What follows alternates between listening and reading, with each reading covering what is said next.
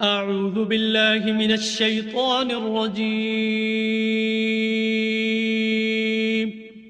پناہ مانگتا ہوں میں اللہ کی شیطان مردود سے۔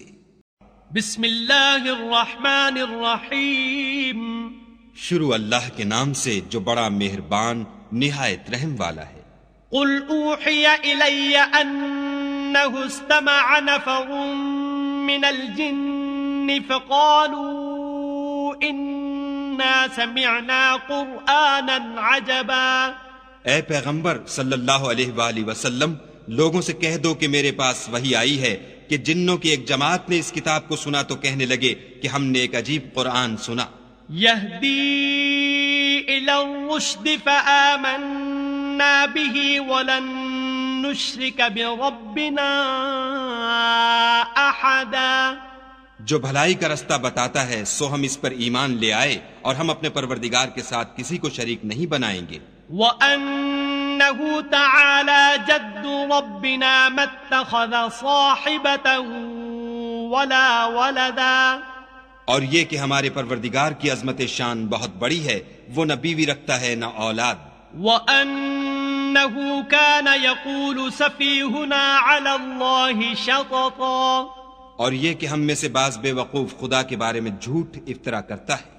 وَأَنَّا ظَنَنَّا أَن لَّن تَقُولَ الْإِنسُ وَالْجِنُّ عَلَى اللَّهِ كَذِبًا۔ اور ہمارا یہ خیال تھا کہ انسان اور جن خدا کی نسبت جھوٹ نہیں بولتے۔ وَأَنَّهُ كَانَ رِجَالٌ مِّنَ الْإِنسِ يَعُوذُونَ بِرِجَالٍ مِّنَ الْجِنِّ فَزَادُوهُمْ رَهَقًا۔ اور یہ کہ بعض بنی آدم بعض جنات کی پناہ پکڑا کرتے تھے، اس سے ان کی سرکشی اور بڑھ گئی تھی۔ وَأَنَّهُمْ ظَنُّوا كَمَا ظَنَنتُمْ أَن لَّن يَبْعَثَ اللَّهُ أَحَدًا۔ اور یہ کہ ان کا بھی یہی اعتقاد تھا جس طرح تمہارا تھا کہ خدا کسی کو نہیں جلائے گا۔ وَأَنَّا لَمَسْنَا السَّمَاءَ فَوَجَدْنَاهَا مُلِئَتْ حَرَسًا شَدِيدًا وَشُهُبًا۔ اور یہ کہ ہم نے آسمان کو ٹٹولا تو اس کو مضبوط چوکیداروں اور انگاروں سے بھرا ہوا پایا۔ وَأَنَّا كُنَّا نَقْعُدُ مِنْهَا مَقَاعِدَ لِلسَّمْعِ فَمَن يَسْتَمِعِ الْآنَ يَجِدْ لَهُ شِهَابًا رَّصَدًا۔ اور یہ کہ پہلے ہم وہاں بہت سے مقامات میں خبریں سننے کے لیے بیٹھا کرتے تھے، اب کوئی سننا چاہے تو اپنے لیے انگارہ تیار پائے۔ وَأَنَّا لَا نَدْرِي أَشَرٌّ أُرِيدَ بِمَن فِي الْأَرْضِ أَمْ أَرَادَ بِهِمْ رَبُّهُمْ رَشَدًا۔ اور یہ کہ ہمیں معلوم نہیں کہ اس سے اہل زمین کے حق میں برائی مقصود ہے یا ان کے پروردگار نے ان کی بھلائی کا ارادہ فرمایا ہے۔ وَأَنَّا مِنَّا الصَّالِحُونَ وَمِنَّا دُونَ ذَلِكَ كُنَّا طَرَائِقَ قِدَدًا۔ اور یہ کہ ہم میں کوئی نیک ہیں اور کوئی اور طرح کے، ہمارے کئی طرح کے مذہب ہیں۔ وَأَنَّا ظَنَنَّا أَن لَّن نُّعْجِزَ اللَّهَ فِي الْأَرْضِ وَلَن نُّعْجِزَهُ هَرَبًا۔ اور یہ کہ ہم نے یقین کر لیا ہے کہ ہم زمین میں خواہ کہیں ہوں خدا کو ہرا نہیں سکتے اور نہ بھاگ کر اس کو تھکا سکتے۔ وَأَنَّا لَمَّا سَمِعْنَا الْهُدَىٰ آمَنَّا بِهِ فَمَن يُؤْمِن بِرَبِّهِ فَلَا يَخَافُ بَخْسًا وَلَا رَهَقًا۔ اور جب ہم نے ہدایت کی کتاب سنی اس پر ایمان لے آئے تو جو شخص اپنے پروردگار پر ایمان لاتا ہے اس کو نہ نقصان کا خوف ہے نہ ظلم کا۔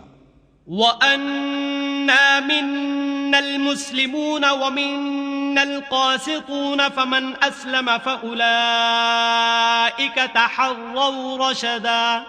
اور یہ کہ ہم میں بعض فرما بردار ہیں اور بعض نافرمان گناہ گار ہیں، تو جو فرما بردار ہوئے وہ سیدھے رستے پر چلے۔ وَأَمَّا الْقَاسِطُونَ فَكَانُوا لِجَهَنَّمَ حَطَبًا۔